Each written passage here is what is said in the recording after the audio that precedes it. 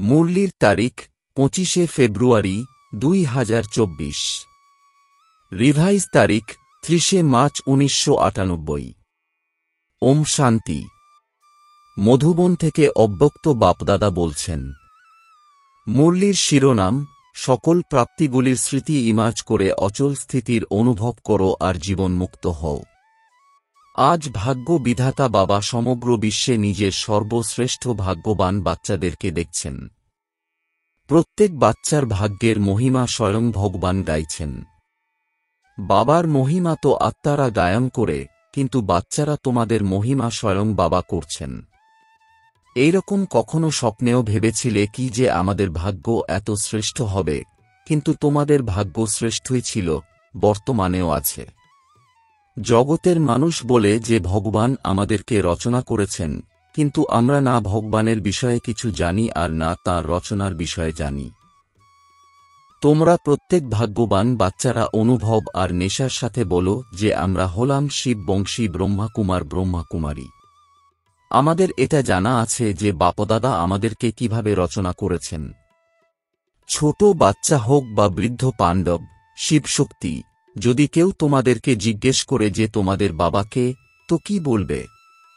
নিশ্চয়ের সাথে বলবে যে আমাদেরকে শিব বাবা ব্রহ্মা বাবার দ্বারা রচনা করেছেন, সেই জন্য আমরা হলাম ভগবানের সন্তান।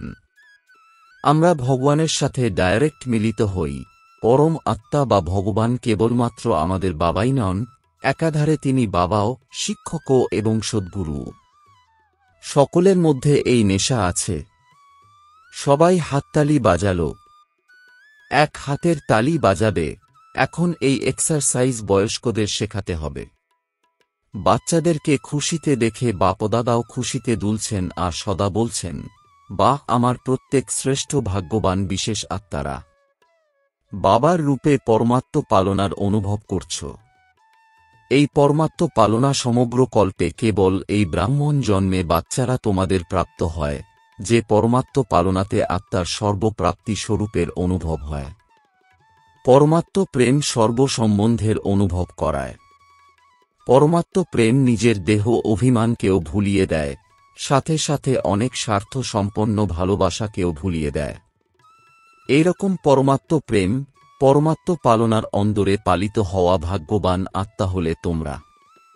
তোমাদের ভাগ্য এতটাই শ্রেষ্ঠ যে বাবা স্বয়ং নিজের বতন ত্যাগ করে তোমাদেরকে অর্থাৎ গডলি স্টুডেন্টদেরকে পড়াতে আসেন। এইরকম কোনো টিচার দেখেছ যিনি প্রতিদিন সকালে দূর দেশ থেকে পড়াতে আসেন? এইরকম টিচার কখনো দেখেছ কি? কিন্তু বাচ্চারা তোমাদের জন্য বাবা প্রতিদিন শিক্ষক হয়ে তোমাদের কাছে পড়াতে আসেন আর কতই না সহজ করে পড়ান। দুই শব্দের পড়া, তুমি আর বাবা, এই দুই শব্দেই চক্র বলো, ড্রামা বলো, কল্পবৃক্ষ বলো, সমগ্র নলেজ সমাহিত আছে। অন্যান্য জাগতিক পড়াতে বুদ্ধি কতই না ভারী হয়ে যায়, আর বাবার পড়াতে বুদ্ধি একদম হালকা হয়ে যায়। হালকার লক্ষণ হল উপরের দিকে উড়ে যায়। হালকা জিনিস সতেই উপরের দিকে উঠতে থাকে। তো এই পড়াশোনার দ্বারা মন বুদ্ধি উড়ন্ত কলার অনুভব করে। তাহলে বুদ্ধি হালকা হয়েছে, তাই না?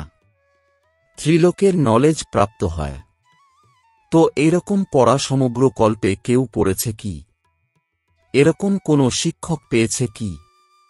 এটাই হলো তোমাদের ভাগ্য, তাই না? পুনরায় সদ্গুরুর দ্বারা এমন শ্রীমত প্রাপ্ত হয় যা সব সময়ের জন্য কি করব, কিভাবে চলব, এইভাবে করব নাকি করব না, কি হবে, এই সকল কোশ্চেন সমাপ্ত হয়ে যায়।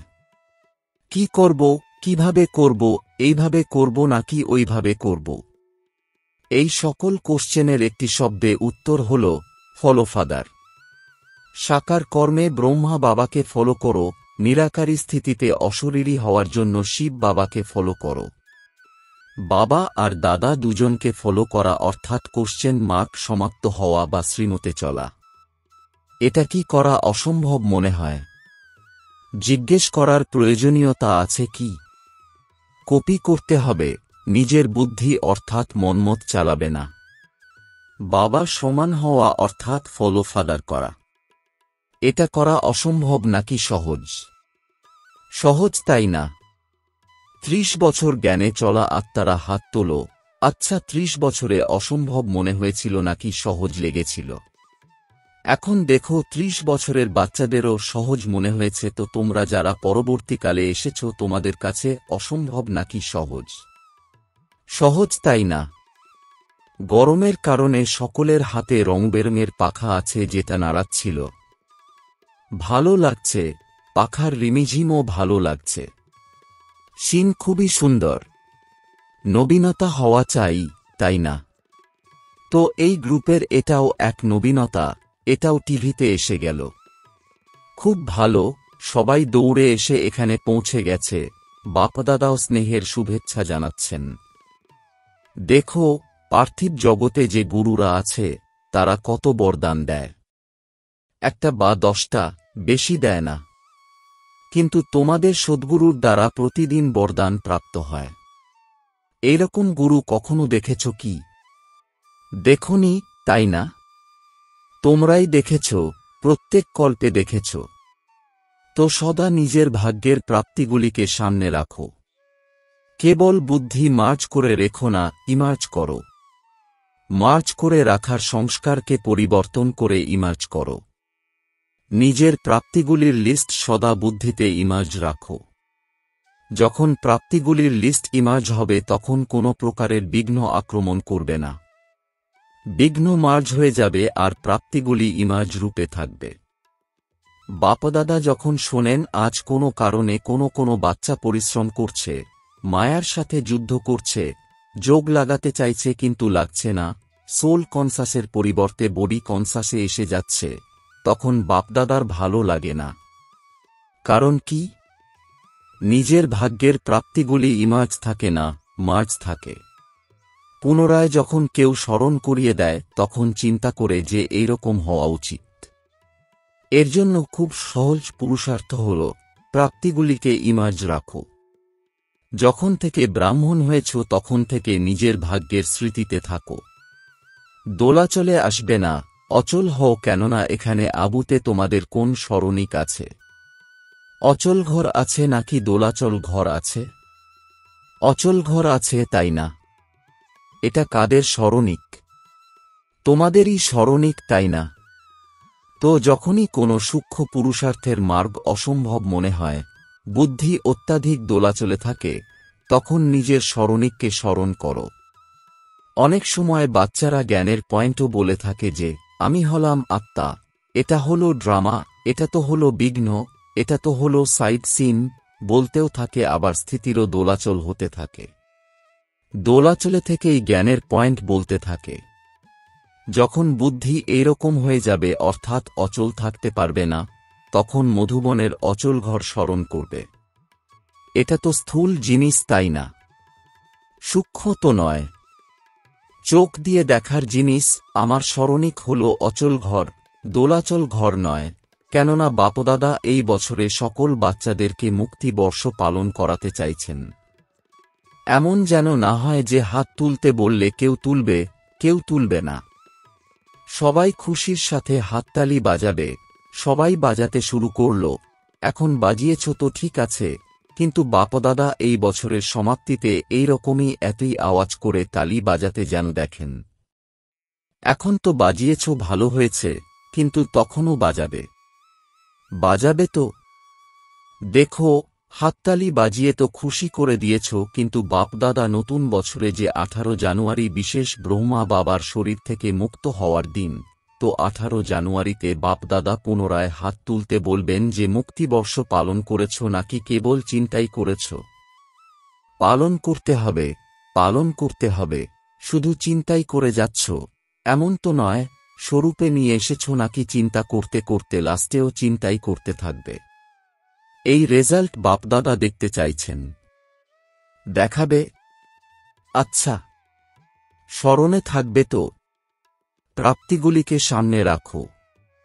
বাবার স্মরণের সাথে সাথে বাবা যা কিছু দিয়েছেন সেগুলিও স্মরণ করো, কিরকম বানিয়েছেন আর কি প্রাপ্ত হয়েছে।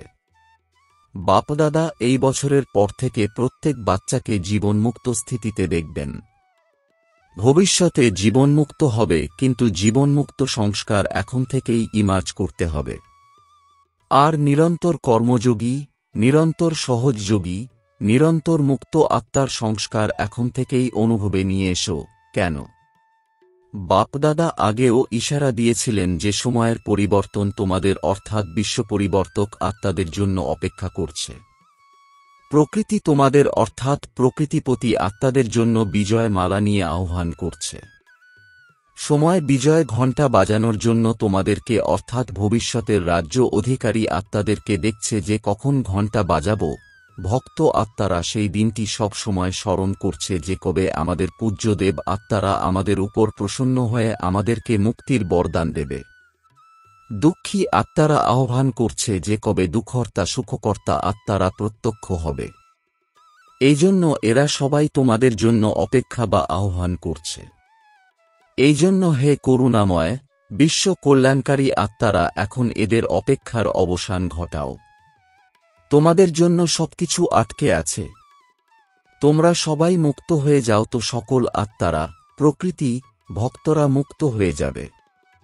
তো মুক্ত হও, মুক্তির দানকারী মাস্টার দাতা হও। এখন বিশ্ব পরিবর্তনের দায়িত্বের মুকুটধারী আত্মা হও। তোমরা দায়িত্ববান, তাই না? বাবার সহায়ক হয়েছ। তোমাদের কি দয়া হয় না? হৃদয়ে দুঃখের বিলাপ অনুভূত হয় নাকি? হে বিশ্ব পরিবর্তক আত্মারা এখন নিজের দায়িত্বের রাজ্যাভিষেক পালন করো। বাপদাদা আগেও বলেছিলেন যে ১০০টা হিমালয়ের সমান বড়র থেকেও বড় বিঘ্ন যদি আসে তথাপি তোমরা সরে যাবে না, পরাজিত হবে না, রাজ্যাভিষেকের মুক্তি বর্ষ অবশ্যই পালন করবে। বাপদাদা প্রতিদিন চার্ট দেখবেন। এমন নয় যে এখান থেকে যাওয়ার সময় ট্রেনেই বলবে যে জানি না কি হয়ে গেল, ঘরে যাওয়ার সাথে সাথেই বক আর হংসের যুদ্ধ লেগে গেল, এইরকম বলবে না, এটা হয়ে গেল, ওটা হয়ে গেল। এসব শুনব না। তোমাদের পত্র ওয়েস্ট পেপার বক্সে ফেলে দেব, শুনবই না। দৃঢ় সংকল্প করো, হতেই হবে।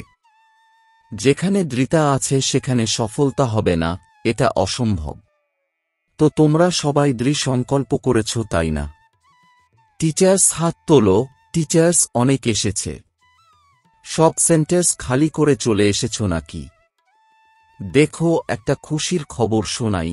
বাপদাদা দেখেছেন, এখন দেখেছেন, শুনেছেন, সমগ্র মধুবন নিবাসী বাচ্চারা পরিবর্তনের লক্ষ্য খুব ভালো রেখেছে।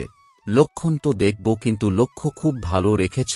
নিজের মধ্যে যে পরিবর্তন এসেছে সেটাও লিখেছে, কিন্তু বাপদাদার এটা শুনে খুশি হচ্ছে যে বাচ্চাদের মধ্যে পরিবর্তন আসা শুরু হয়েছে এবং পরেও হতে থাকবে। কিন্তু সবাই নিজেদের দৃঢ় সংকল্পের উৎসাহ উদ্দীপনা ভালো দেখিয়েছে। এখন কাগজে আছে, কিন্তু কাগজেও প্রথম কদম তো আছে। তো বাপদাদার খুশি হচ্ছে কেন? সমগ্র বিশ্বের জন্য অর্জুন হল মধুবন নিবাসী, নিমিত্ত হল মধুবন নিবাসী, সেকেন্ড নম্বরে হল দেশ বিদেশের নিমিত্ত সেবাধারী টিচার্স আর সকল সহযোগী সাথী সমগ্র পরিবারের ব্রাহ্মণ আত্মারা।